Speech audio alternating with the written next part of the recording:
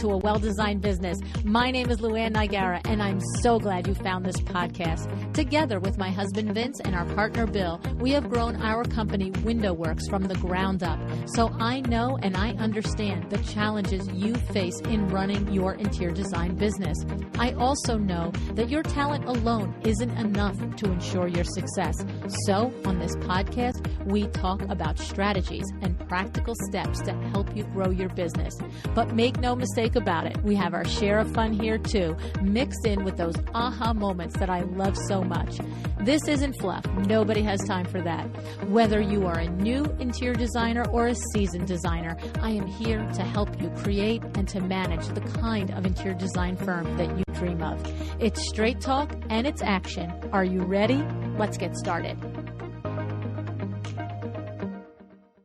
Hi, welcome to another episode of A Well-Designed Business. I'm very delighted to introduce you to Sue Firestone today. For more than 3 decades, Sue has operated 2 different California-based leading international interior design firms, and she has assembled a portfolio that includes the world's premier 5- and 6-star hotel brands and luxury estates. As chairman and founder of SFA Design, she leads a team that has projects throughout the United States, the United Arab Emirates, Asia, and Mexico, and they provide services for hotel operations that include Four Seasons Hotels and Resorts, Ritz-Carlton Hotels, Waldorf Astoria Collections, Fairmount Hotels and Resorts, Abu Dhabi National Hotels, and the Walt Disney Parks and Recreation Resorts. Sue has received dozens of awards, including the Platinum Circle Award from Hospitality Design. She earned a place on Robb Report's Top 40 Best Designers in the World. She chairs the Environmental Sustainability and Performance Panel at Cornell University in 2012, the Hospitality Research Summit, and she's a board member for Delos Living. She now focuses her design creativity on a line of fabrics and furniture that is near and dear to her heart. She recently launched her luxury couture Malibu collection for Kravet, the largest fabric house in the world. And the podcast sponsor, just saying, right? Her California-inspired furniture collection for A. Rudin is an homage to her lifelong love of nature, the outdoors, and travel. Sue's vision as a designer has always been influenced by her love of nature and exploration. She spent her childhood growing up on a farm in Malibu, and as a teenager, she sailed around the world, which sparked a lifelong passion for travel and adventure. Her rooted love of California aesthetic is ever enriched by design discoveries she makes in all corners of the world, from grand-scale innovations to intricate details. The result is almost always a contemporary spin on an organic shape, pattern, texture, and/or material. I'm very happy to introduce you to Sue today. She is quite a powerhouse and quite a dynamic lady, and I'm pretty certain that you are going to be just as happy as I am to get to know her. And before we do that, I just want to say, let's not forget about our sponsor, Kravet, Inc. And also to remind you that they have a big furniture sale going on now. It started January 14th, but it goes all the way to March 4th. So you get the opportunity to have 10% off a Kravet furniture, Lee Joffa furniture, and the Holland McRae furniture for your next interior design project. Please, before March 4th, place and specify your order, and make sure that you use the code W7 at checkout to redeem the offer. Okay, let's get to meeting Sue Firestone.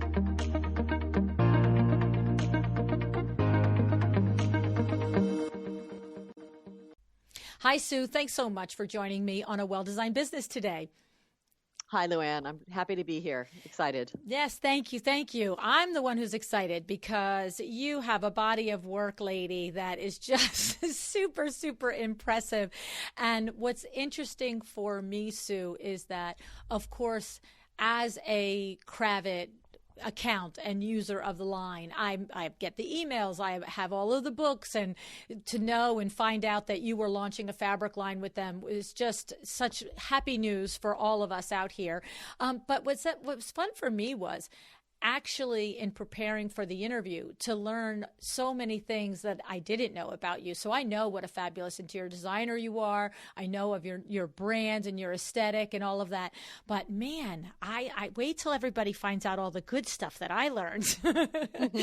So thank you, LuAnn. yeah, so one of the things is that what I learned is that there's certain markers in a person's career, in the way they express their bio, their about you page, that always stand out to me. And one of the things that I learned, Sue, when I read your bio was that you had one of your first positions in the industry. You were a designer at an interior design firm, and you rose to be president of that firm in not a very long period of time.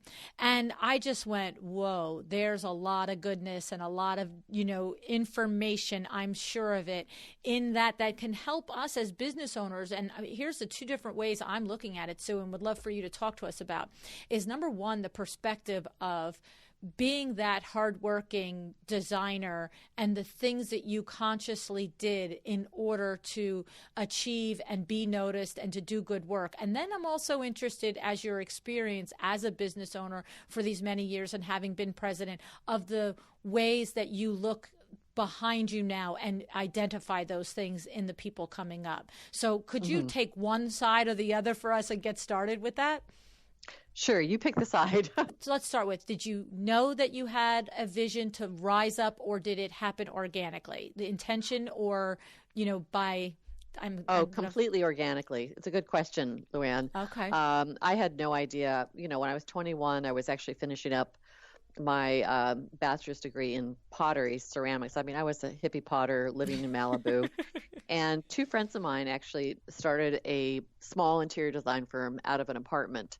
And they begged me, because they saw that I was creative and I enjoyed creativity, to just come help them in my part-time. And so I was, at the very beginning, a receptionist, the accountant, the junior designer, kind of doing everything. And literally we were working out of an apartment. And so I just, I had no idea, no preconceived notion, but I just fell in love with it, with the whole industry and designing, and sort of came naturally to me. I was surprised. It wasn't a plan. And after a few years, I ended up being the one to go out and get new clients. It evolved. I went from designing the color boards to presenting the color boards, and then gained the confidence to go out and present to clients. And I actually found myself, looking up leads and trying to find developers. At that time, in the mid-'70s, model homes were a huge industry, and the company Design One actually rose within a few years to become one of the largest model home merchandisers in the country. We did condo conversions all over the U.S., and then we actually opened up an office in Paris for Kaufman and Broad and did all their model homes. Today, just so people listening can understand, model homes don't really exist anymore. They're called showcases, or the parade of homes that the people are or designers have inventories, and they actually just furnish the apartments and then pull out the furniture. We actually custom designed all the furniture for these model homes, so it was a different industry, and it was back in the heyday of sometimes developments had 6 models and a sales office, and we did the whole kit and caboodle, and I just loved it. And we didn't actually have a particular client. We were designing to merchandise and sell these properties. So we would ask the developer, so what's your buyer profile? And they say, well, this one's for a first-time buyer, this one's for an empty nester. So we would come up with these mythical families and then design what we thought, how they would like to live in their lifestyle. So it was a lot of fun. It was really great because it was a matter of letting our creative juices flow and coming up with these different designs. And of course, location was, influenced the style that we would do. Back east, we did much more traditional. In California, of course, a little bit more light and airy and natural, contemporary. But it was great. I had no plan though of being an interior designer. I had my sights set on being a potter ceramicist, if you will, to give it a better, more professional term. But yeah, I just fell in love from day one, and I just really enjoyed it. And luckily, I had partners, the two women partners. One ended up, starting her family and having a lot of children, so she kind of retired early. Mhm. And my other partner was very good with the marketing also, but I seemed to have a more of a natural of running the company, and then I jumped into sales. So both of them were, I'd say, smart enough to let me rise to the top, if you will. Mm. There were egos were set aside. We had a business manager who was not involved in the day to day, but who also, saw my potential and allowed me to grow and develop. So it was, whatever, the right place at the right time. Mm-hmm. So the thing there, what I'm hearing in there, to your point, that the colleagues, the partners that you worked with, they did not dig their feet in on, this was our idea. We asked you to answer the phones, right? So No. that's number one. And that is very important. And I have to say, I think as a business owner, you tell me if you agree, but even now in your own firm, if you are working and you see somebody that's got a fire and it's got potential, every single thing that person that is capable and can do that benefits your firm benefits you, and let them live and breathe and sprout and grow wings, right? It's like your children. You want the best for them, be the best they can be, because it comes Absolutely. back to you, right? I love that. Yeah, and I think because I was treated that way in the beginning, the very early part of my career, I've always had the philosophy to find talent and let it blossom within the company. And hey, it works for everybody. And sure, there's, egos can get hurt or bruised, and you can't be the star all the time. And I think it's, there's enough room on this planet for everybody to be a star and to let people grow. And so I think because I was treated that way, I naturally held that sort of ideal of, again, encouraging designers to, develop to their fullest. And some people, have turned out to be incredible designers, but not very good at the business end, vice versa. And just finding the right niche for each person in the company was also something that I learned how to do early on because, again, I was treated that way. Right. Well, and that is also an extremely valuable thing to pull out of there, is finding the proper place for each person in the company. And it isn't just where we want them. It's where their superpower is and where they can fully be their best potential. I remember we had an episode with Joni Vanderslice. She actually expressed to us, Sue, that, she's got a big firm, 40, 50, 60 people on her staff. Mm-hmm. And she was explaining to us that she had this one employee who would be really, really, really great for like a year or 2 years. And then for another period of time, whether it was months or years, just seemed to be flat. Mm-hmm. She just really spent a couple of seasons of this cycle completely dumbfounded. Like she said it was like, what would be great and what would happen? And she finally figured out that it turned out that this woman thrived in the chaos of coming into a department that might be a little out of kilter, out of system, reorganizing it, getting its back on track and on its feet. But then once it was humming along, she was bored to death. And so then she would not perform and not be happy and not be a great employee. And so now her entire role is they move her through department after department, whether they need her in a department for a month or a year or 3 years. But it was finding and honoring what was the best part of this woman in order to bring the best out of her. And of course, to have the most benefit of her talents, right? Yeah, it's a good example of again, being attuned to your staff and to the talents and also to the, to the limitations of each, employee, and kind of being a little bit of a parent and a psychologist at the same time. It's really important to have that in a firm. Otherwise, you're just on your own, and wow, it's just such hard work. that doesn't really work except for a very select few out there. Right. And the thing is, what I've also since experienced in our own business, and we've had, in particular, Eileen Hahn was on the show, and she's a behavioral organizational expert. And we also had Janelle Fotopoulos, who's a designer from Rhode Island, on the show.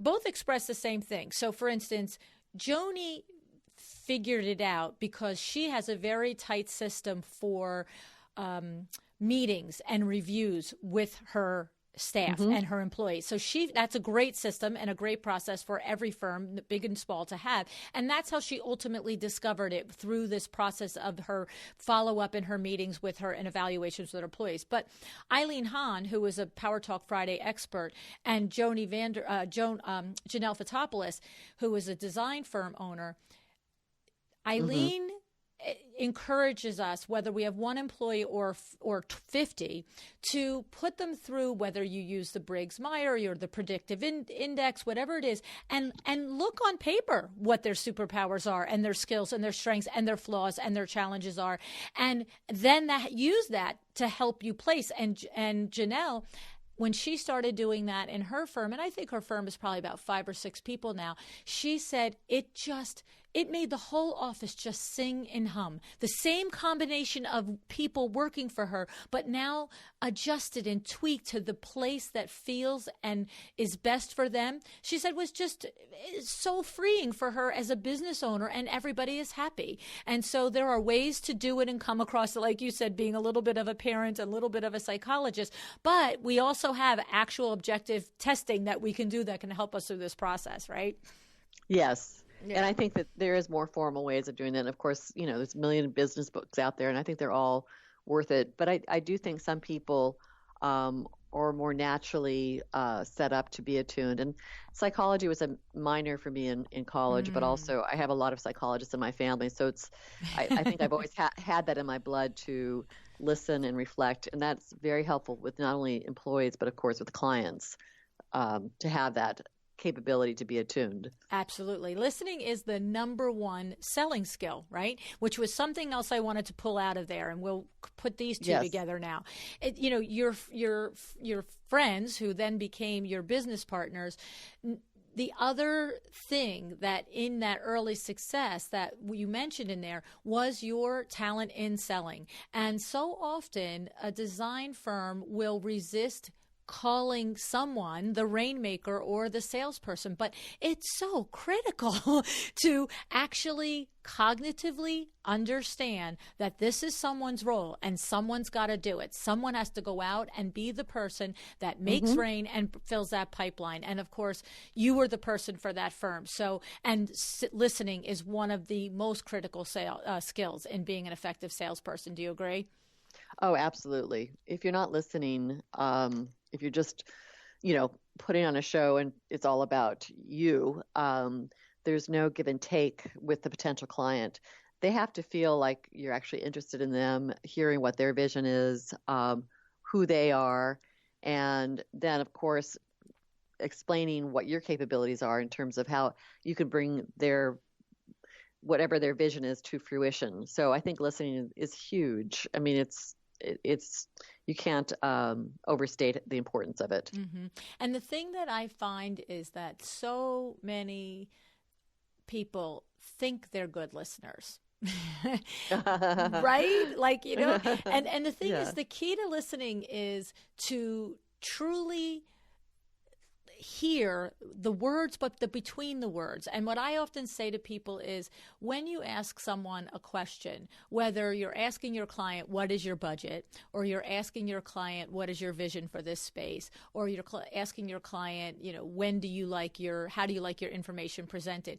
So often it's not until the second or third sentence does the person actually get to what they really feel. And so, and sometimes it's because they're afraid or they're uncomfortable, and other times sometimes it just takes people 2 or 3 sentences to really get clarity for themselves. And if you don't sit in silence and wait for the end of the entire group of sentences, you miss the good stuff. You cut them off. Do you agree?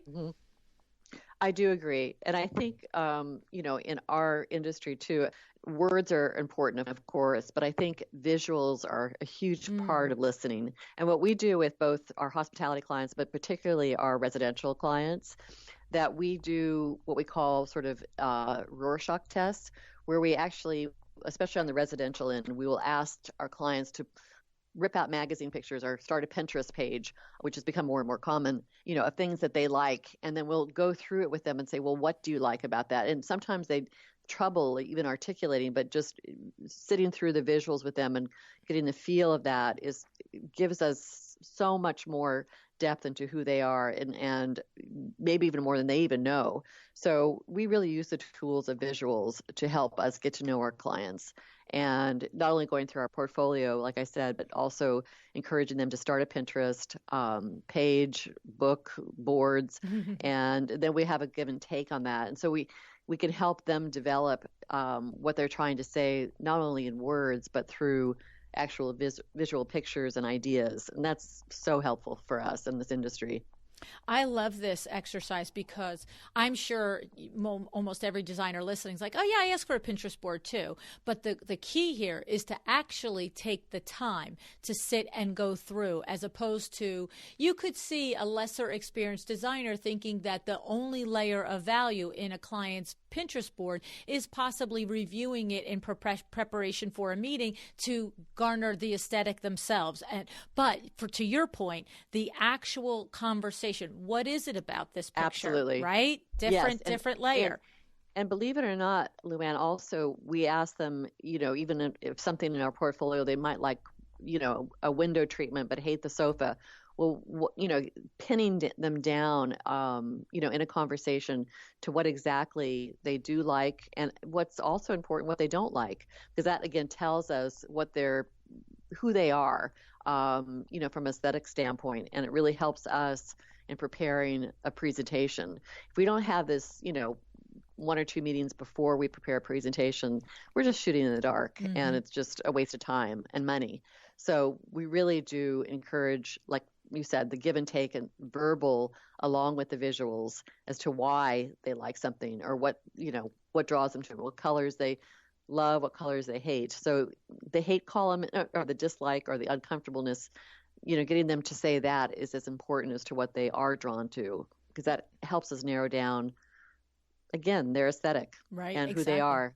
Well, right, because sometimes it's much easier to know what you don't like. That's sometimes an easier exercise. Absolutely. Right. Absolutely. I also love, too, is because it starts to help you establish an effective basis for communication. So what you might call mid-century modern, they don't call that. So you could look at look at 10 pictures of their Pinterest board and in your mind say, oh, they really love that mid-century modern. And now you're at a meeting and you say, so picking up on your mid-century modern, feel, and they're like looking at you going, I don't even know what that is. You know what I mean? Exactly. Tell us a little bit about your firm, Sue. How big is it? What number of designers working for you? And then we'll talk about how you manage and lead them. Yeah, the firm right now is started off in '96 as Sue Firestone Associates, and then got shortened into SFA Design. Now, since I've made Kara Smith the president, we morphed the name into Smith Firestone Associates. We have 26 people, 8 solid designers, and the rest is purchasing, accounting, management, high-level staff, junior designers. It's based mostly in Los Angeles. We do have a satellite office in Santa Barbara. And over the last 6 years, I've actually really handed the reins over to Kara. I mentored her for 20 years, and she's done a fantastic job of what I did, originally back in the day with Design One, rising to the challenge and setting the tone for getting the projects, running the projects, and she's actually even better running the books than I was, to be honest. And she has a younger flair, and so the firm has actually morphed into a very, very high-end boutique luxury firm where we do very high-end private residential clients. That's probably 70% of our business, and still 30% of super high-end luxury hospitality. From Four Seasons to Ritz-Carltons. It's an interesting mix, and a lot of our hotel clients they are the super elite, and they actually want a high-end residential look. So I'm not sure that answered all your questions, but that's really who Smith Firestone is today. And I pop into some of the meetings if Kara wants me. For instance, we were in Vegas 2 weeks ago. She had a presentation in front of the MGM board, and she just said, I need you here. So I flew over, and, we had a great presentation, and it was a lot of boards and a lot of support that she needed, and we got the job. So I was glad I went. Oh, congratulations. I don't think it was the make or break, but I just like to support her. Mm-hmm. But yeah, so we're kind of a unique firm in terms of we're very comfortable with the size. Way back when in the late 90s, I was running a 90-person firm, and it just got to be too big and too much. And I kind of learned my lessons that I did not want to become Trish Wilson, who is a legend in the hospitality industry. I have a lot of admiration for her, but I was going in that direction, and then I pulled back with my third pregnancy, and I just thought, I want to rethink this and get back down to a manageable size. And so that's when I resigned from Design One and started Sue Firestone Associates, and started in Santa Barbara. And then again, we've kind of morphed back into headquarters being in LA, which is just an easier, logistically, client centric and design centric. Right. So it's and we still continue to get rave reviews for all of our hospitality projects. And Kara, is landing jobs that are, just more and more exclusive and high end. And, our residential clients are, usually billionaires, and they don't like to be published. No, it's a certain niche. Yes. They, that's the catch-22 of doing these high end projects is a lot of fun, but it's hard to get them published, and it's hard to even talk about them because the privacy and the non-disclosure, we have to respect. Right. But it is word of mouth that we, continue our reputation to get these incredible jobs that are just, mind-boggling.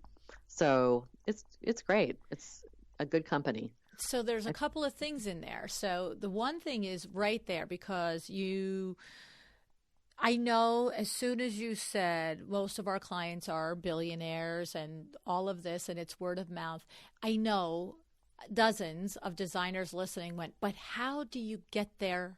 How do you get? I think we all completely can understand that once you're at that level and you prove your chops, it really is referral, because there's a whole club that happens at that 1% level. You know what I'm saying? So, for sure. and if you prove yourself not only talent wise and project management wise, but you prove yourself to be all the other things that you mentioned as far as being respectful and all of that, then they are going to refer you to their other 1%er friends. But what is the secret sauce for putting your foot in that door and trying to nudge your way in for a firm that is working in the luxury field now, Sue, and has, a nice staff and some chops, and thinking, but how do I get in that door? Anything go to mind there? Does it always come with a connection? Is that really what it comes down to? It's interesting. I'd say the best resources for us have been when we first moved into doing high-end residential, believe it or not, was real estate brokers, and befriending them and helping them out, doing a favor, walking a project, and giving the broker, the realtor, tips on how to, actually showcase the home to make it look better for selling it. Then that, of course, opens a relationship where they feel like they owe you something. Again, free consulting, it's a no-brainer if you know what you're doing. Mm-hmm. And realtors are the first ones that a client, when they're buying a home, is going to meet. Now, of course, many very wealthy clients already have had designers, but you'll get a lucky break sometime, and then the realtor will refer you, and because you've done a good job for them in terms of helping them sell the product.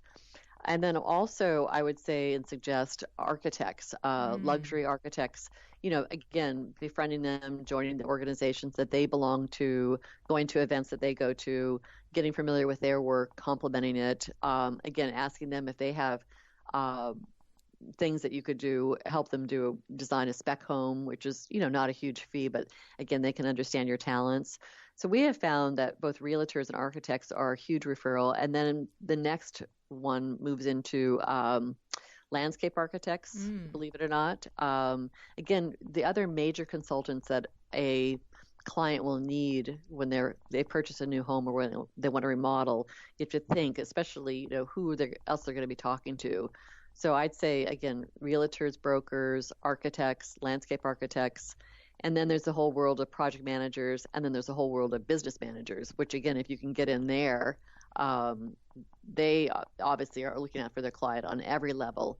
So again, making connections, going to parties that they go to, going to associations that they go to, and just, being social and being friendly and trying to help them out. Then they'll feel like they can refer you, and you've proven yourself to them through whatever, a small favor. And that's what I would recommend for people who want to break into the high-end, super exclusive residential market. Such great advice in there. And what's so funny is I think that we overlook and we think, oh, the realtor is only for the level of buying the $500,000 home and getting the opportunity to pick paint colors for the client moving in, and forgetting that, that's another whole, the realtor that is handling these exclusive type of clients is also themselves that highest level exclusive realty firm. So to go in and be, as you said, to be someone who creates a relationship with them, adds value to them, makes their life easier. These are all the things. These are basic business principles, right? Every single level, Absolutely. Whether you're working with a client or you're trying to cultivate a relationship with a realtor or an architect or a landscape architect or the business and the project managers, it's be available, help that make their life easier. And the thing is, at this level, Sue, you mentioned free advice. So we don't have to automatically think, hey, I get to this level in my design firm and now I charge you to walk through the door. There's a place for that conversation, right? There's a place for knowing your worth. But this is really marketing. And so when you attend an event and maybe you meet a realtor and then you say, hey, I can help you with that, there might be a situation where you'll say, and I will do it for you at no charge. I'm going to put my little team over there on Saturday and we're going to take care of it, because that's no different than putting an ad in front of that realtor. Is that what you're expressing? Yes, right? Absolutely. Absolutely. Right. And again, it's, if it's something that you're good at and you can offer them that service, then again, they'll be much more open to referring you. And it's just a matter of again, being social, joining these organizations, making yourself known. It's all organic. It's an organic way of marketing rather than social media, or even, back buying to print press. ads. Exactly. Right. I think it's much more effective the organic way. Yeah. And there is a nuance here. Neither one of us are suggesting that all of a sudden now every designer should go out and do everything for free in order to create business. No. But there is a decision to be made. There is an evaluation process. Is this going to be worth it? Can my firm handle it? Am I going to negatively affect an ongoing paying client by asking or offering to do this free service? Lots of different evaluations, but honestly, it is an investment and that you could look at and should look at as marketing. So Absolutely. I love it. I love it. So now take us to, we have heard about this. Obviously, I mean, I could talk to you for hours about your management philosophies and the different things that you've done to build your companies. But let's move now to this relationship with Kravet and this product launch that you've launched on January 4th, 2019, which happened to be your birthday, you shared with me. Tell me how that came to be, Sue. Does Kravet, knock on Sue Firestone's door and say, hey, lady, or do you approach them? How did that come to be? Well, for me, about 5 years ago, just sort of, again, maybe a second midlife crisis, thinking about, I've been doing, working with private clients for, 4 decades. What really do I want to do now? And it came to me personally that I've always had an interest in product design. I think, having my hands sort of, in the clay way back, in my college days and, enjoying woodworking and things with my hands. I just had this urge that, I haven't gone back to fulfill for many, many years. And, seeing other successful designers, from Clodagh to Kelly Wearstler, having successful and fantastic product lines, I'm like, well, I'd like to try it. And I don't really know much about it, but I approached a couple of vendors that I had long-standing relationships with, Kravet being one of them. I went to New York, and they were kind enough to show me how the other designers, and they have, many licensees, and showed me the methods of their presentation. And I went back and I thought, okay, I'm gonna see, digest what I saw and outdo it in any way I can. So I came back and did these huge boards that folded up, and they were like 4 by 5 foot. Really, that they were mood boards, if you will, color boards that showed really my taste level, who I was, which was a design aesthetic of, the late 60s to 70s, kind of along the Michael Taylor, Steve Chase, what I consider the first California designers that I recognized in the 70s, who I attribute to creating, quotes, the California look, which was all natural, overscale, natural materials, organic, maybe oversized, very comfortable, a lot of outdoor living kind of brought in. And I just had fallen in love with interior design around that time. So I wanted to go back and create my version of that. So in the color boards that I presented to Scott Kravet, I think he took it to his powers that be, and they approved me as coming on board. And, it was a couple of years of working with their design staff and they interpreted my boards, and it was a lot of back and forth, and it was a lot of fun, actually. At a great time. Kudos to their professional staff, and they made it really fun, and just, it was a great process, something new for me. And we ended up developing, 60 SKUs, a lot of beautiful shears that are sensual, organic, have a kind of a nod to the nature I grew up with, the sea, the seagrass, my horses, their hay, the sheep, just if you look through it, you can see it. And if anything, it's, I sort of compare myself, ironically, our office is right across from Kelly Wearstler in Los Angeles on La Cienega. And I love her design. I love her aesthetic, but if I was to define myself, I would say sort of I'm kind of the opposite, where she tends to be very bold, geometric, and stunning. My designs and my aesthetics tends to be more feminine, softer, lighter, airier, and that's just me. It's just who I am. A little more Clodagh, if you will.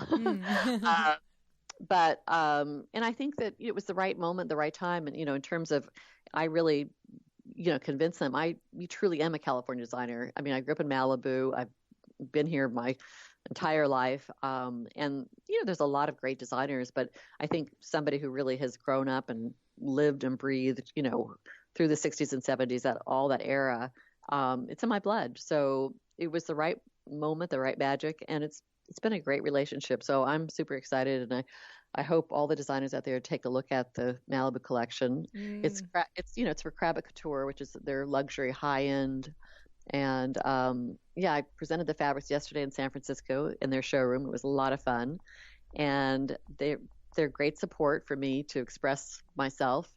And I'm looking forward to this year of really, getting the word out and introducing the line to as many designers as I can. Yes, I have to say there's several things in here that I want to just make sure that we highlight.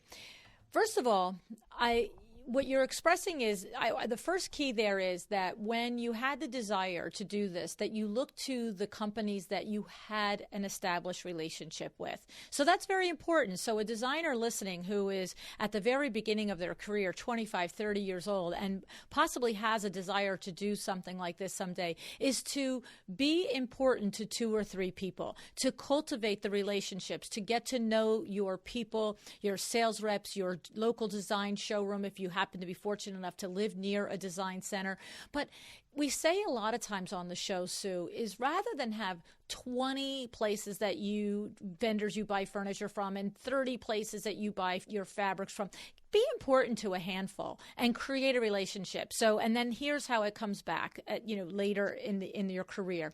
The other thing is, right. And then the other thing is that it's the right place, the right time, the right look. So you might Yes. have, right? You might have pitched this 5 years ago and they'd be like, we love you. We think you're great and you're a great collaborator and account of ours, but we're not looking for Malibu, collection now, right? So there's a little bit of luck of the brand looking for what you have. The other thing is that the way you described it is that you had a vision. So this is not a process of attempting to secure a licensing agreement where you show up and you say, hey, hands up, I've checked these other boxes, I have a relationship with you and blah, blah, blah, but hey, tell me what you want. It's like, no, I have a vision for something, right? You have to come to the table with a vision, right? That's correct, LuAnn. Absolutely. And it's taken me years and years to, in dealing with clients and seeing what they like, to kind of have my little side stash of what I like. So, my dream designs and, furnishing your own house, as a designer every 10 years, that's one thing. But to have a little stash of what my own personal taste is and what I love, my own Pinterest board, if you will, has been, and then to be able to actually create it. And Kravet's allowed me to have that outlet, which has just made me more excited to go on and do more. Right at the same time, I licensed with A. Rudin, which is also a 100-year-old generational family-owned business, and they're located in Los Angeles, California, but they have showrooms in New York, Chicago, San Francisco, LA, and designed a furniture line for them of, again, a California aesthetic. Again, I was their first female designer, so it's gone to, a little bit more feminine lines and a lot of live edge, which was something I was itching to create because I loved the live edge that I saw out there, but I wanted to bring it down a notch, make it a little bit more jewel-like, not so big and massive and, not just for a ski lodge, but, make it more use it anywhere. Then your aesthetic, exactly. The type of design that you like to do, right? Yeah, exactly. So that's been a lot of fun and it's been very successful. And they launched 2 years ago. That's terrific. And so it's going really well. Yes. And so it's very key because, and a lot of times the thing about it is that we are in our 30s or our 40s and we're itching to do these things, but it's not until you get to the next decade or two later that you recognize that you didn't even have the chops to do some of this stuff. Like you might. There are brilliant people out there in their 30s that have a vision and can stick to it, but it sounds like to me that you were able to really sit and think about your career and what are the things you love and how have you reiterated your own design in your own home for multiple decades. And then it's like, this is what my collection, my Malibu collection should look like. It's a matter of knowing also your vendors and the products they can provide and what they can do and how they can actually create for you your vision. And after years and years of, really custom designing furniture for my clients, that I think came more naturally to me than even the fabric. So I appreciated Kravet's in-house design team to really walk me through the particulars because that was new to me. That was brand new. Designing furniture was not new. I've been doing it for decades. So I'm not sure that answers your question, but no, it definitely does. It definitely does. It's just a body of experience that brings some clarity when you go to create something of this level and this magnitude. And I just want to say a couple things. It's funny because you mentioned a few moments ago the collaborative process, and now you just mentioned again, working with the Kravet team. And I have interviewed several of the designers that are lucky enough to have licensedships with Kravet, Candace Olson, Joni Vanderslice, as I mentioned earlier, Joe Cariotti, many of them, David Phoenix, and literally to a one, at some point, each one of you has mentioned the professionalism of the designers working in the studio, of the absolute joy that the process is working with the Kravet team. And it's funny. One person might say it like, oh, this is a good thing to say. 7, 8, 9, 10 interviews do not all say the exact same thing if it's not true.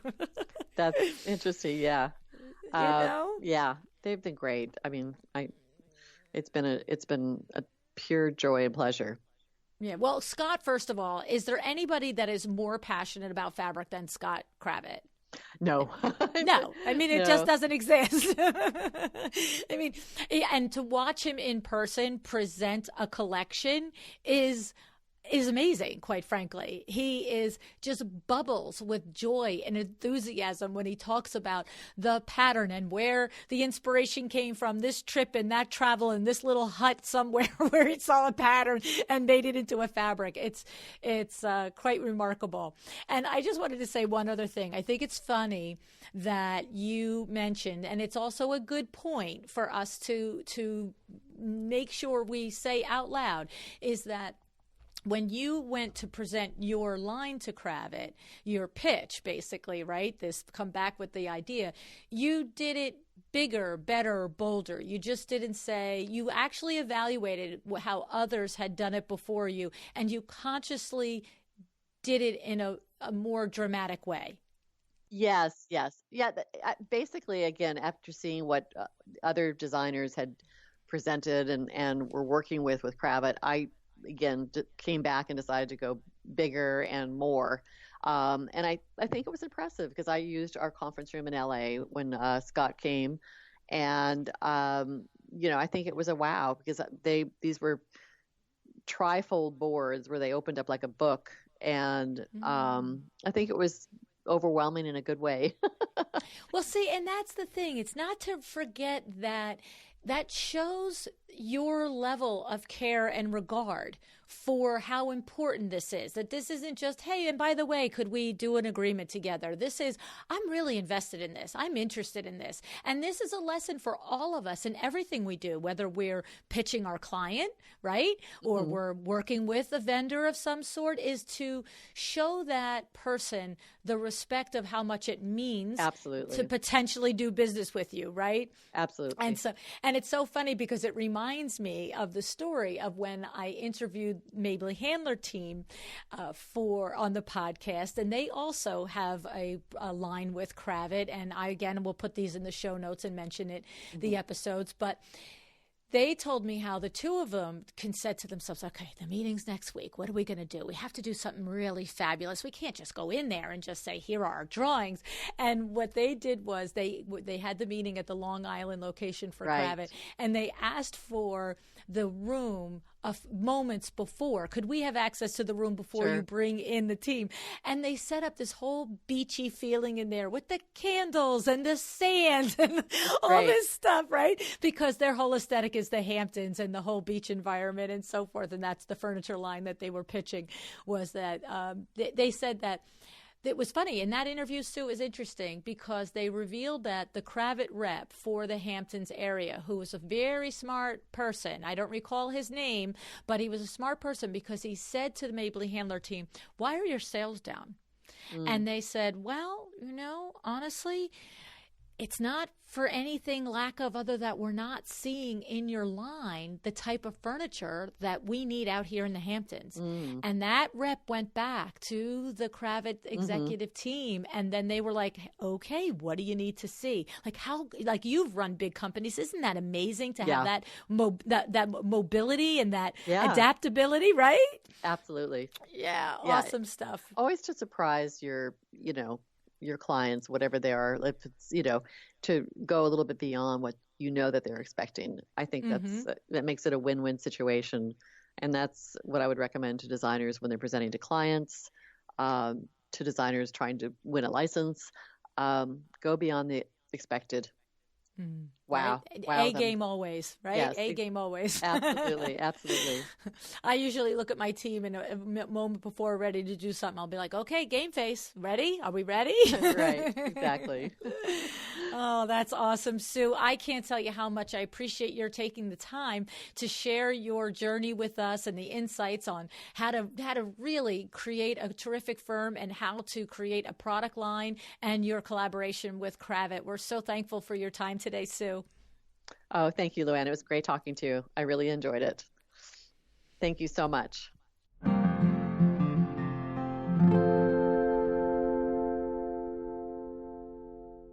See, when I meet people like that, It is so hard to keep the show under an hour, I have to say, because I could have spent the full hour on simply exploring that path of building that first firm, Design One, up to 90 people. What was it like to manage a firm of 90 people? What is it like to manage a firm that's in 2 countries? And the many dozens of lessons I'm certain that she learned along the way. So we did get to some of the lessons, though, right?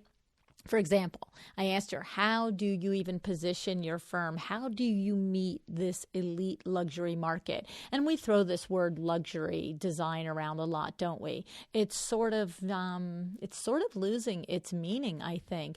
When we talk with somebody like Sue Firestone, though, and she says that her clients are billionaires and that these are the types of clients that you really can't put in your portfolio because you are working with NDAs on almost every job. So this is truly that elite luxury market. And how did she say that she suggests, if that's your desire, if that's how you want your firm to be structured, what did she say? She said, you have to go out and be where the people are who the elite luxury clientele are already working with. So she said realtors were a source for her, architects, landscape architects, property managers, and business managers. And what does this look like? Look, this doesn't exactly look like cold calling on an architect in your area, right? And I'm going to tell you, it could be. I will never tell you not to cold call on somebody because you don't know. You could put 20 cold calls out in a week or 2 weeks, and it could lead to the one yes that changes your business. I know that to be true. So don't ever not do that. But what Sue said specifically to get into this level and this clientele bracket, right? That you've got to join the organizations that these realtors and these architects and landscape architects, property managers and business managers are. You've got to go to those meetings, to those conferences. You have to build relationships with them. This is not the kind of thing where you pass out a business card and they come back to you and say, hey, let me just pluck you out of obscurity and you can probably handle this project for this particular client that I have. No, this is relationship building. This is proving your chops and having the conversations, but it is possible. And the thing about it is that's exactly how it's done.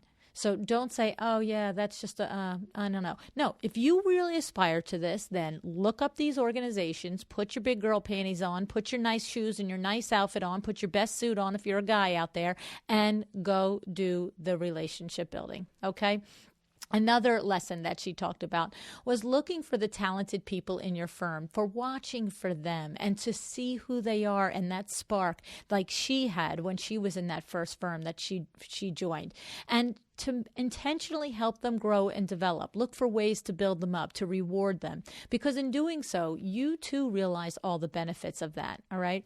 And then, of course, we have the new line of fabrics with Kravet, the Malibu collection. Have you seen it yet?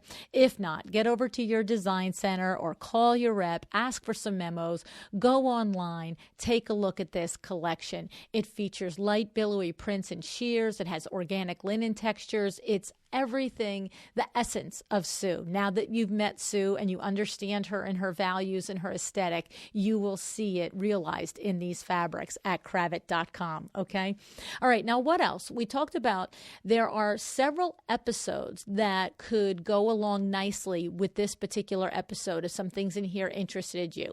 So first of all, we have episode number 363 with Eileen Hahn, 364 with Janelle Fotopoulos, and 101 with Joni Vanderslice. So these 3 episodes all talk about that, recognizing how to find, train, lead, reward, and build a really intentional team. Okay, so those are 3 terrific episodes if that's where you're looking for some information right now. 363, 364, and number 101.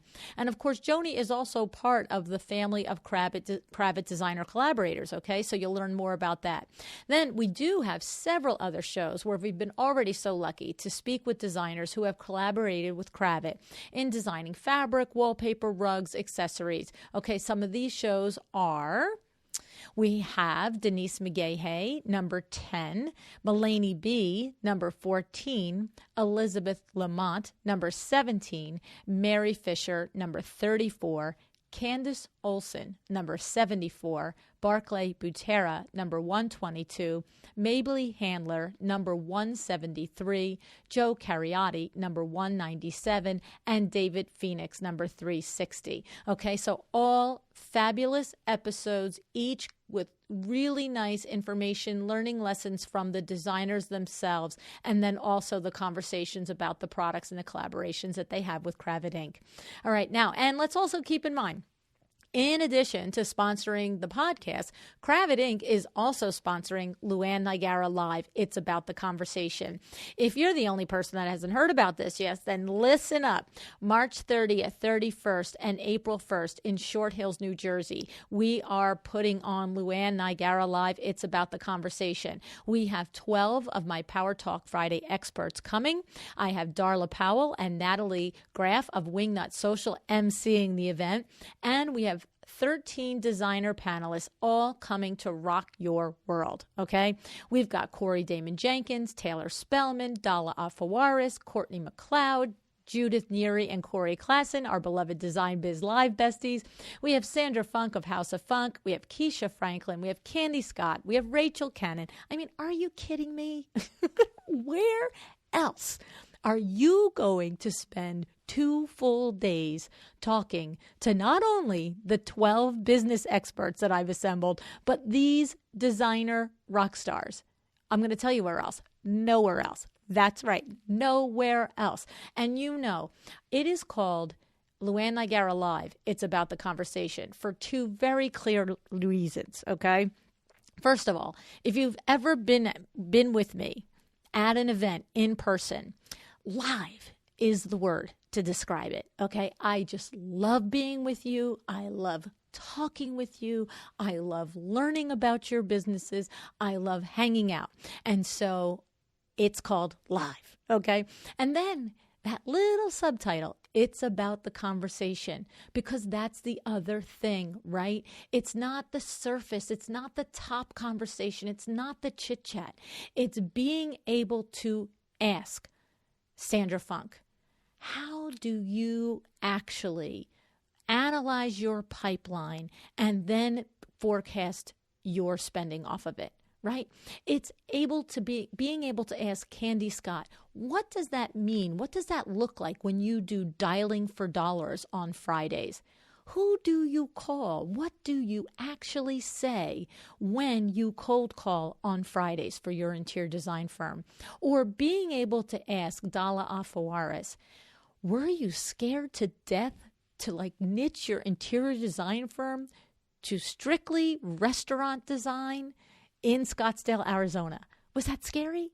So here's the thing. You are going to have the opportunity for 2 full days, because you know me. It's not, hey, thank you, Mr. or Mrs. Speaker, for joining us for an hour and see you bye. This is us being together. I said it to you on the 400th episode. We're going to move as a group. We're going to have breakfast together. We're going to have lunch together. We're going to have dinner together. We're going to in the panel discussions together. We are together because this is all access to me, my co-authors, and these designer panelists. Your brain's going to explode with the content. Plain English. I'm just going to tell you. It's going to be insane in the best way possible. So, if you have not signed up yet, because we have over 100 interior designers already signed up and coming. If you're not one of them and you're still on the fence, you need to get on it. So go to LuAnnNigara.com/live. Okay, LuAnnNigara.com/live. You'll find out all the information there. You will find out that Kravet Inc. is going to be there with us, and you will be able to meet the representatives from Kravet Inc. and have a conversation with them. And I'm just going to say, go back and listen to the Mulaney B episode. All right, what number was that? Let's go look at it. Number 14, because she told us how 3, 4, 5 years in a row, she would speak to the Kravet people at the ICFF booth. And then one day, one of them said, Mulaney, when are we going to do some work together? So this is what this is about. This is about having access to the vendors, to the designers, to the speakers. Okay. It's exactly what this is designed for. All right. It's going to benefit your business on so many levels. It's going to benefit you as a personal, as a business person, and as an interior designer, and as a principal of your firm. And I'm going to tell you what, even if you're not the principal, there's value here. 110%. Do not doubt me. Okay. All righty. So LuAnnNiagara.com/live. And then don't forget, we've got Kravet Inc. with the 10% off on the furniture for Lee Joffa Kravet and the Holland McRae line. And that is until March 4th. And so that code is W7. All right. All righty. Thank you. Thank you. Thank you. Thank you for joining me today. You know what I got to ask you? What is your decision today? What are you going to do today? So is it going to be something that Sue said? Is it going to be, did she inspire you to join an organization and finally get out and meet the local realtors in your area? Her tactic doesn't work just for the super 1% or billionaire people, okay? It works for your regular demographic too, so don't poo-poo it, all right? Anyway, make a decision. Take away something from the show that you bring to your business, that you make it better, okay? I need you to decide to be excellent.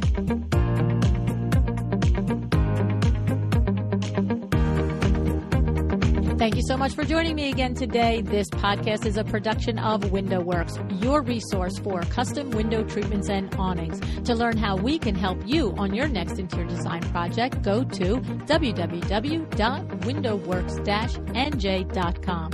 And if you're interested in working with me on your business, either through masterminds or one-on-one coaching, or you want to know how to get my book, The Making of a Well-Designed Business, or you just want to know what's going on in the podcast land and where I'm going to be, all of that is found at LuAnnNiagara.com. Thank you so much. Have an excellent day.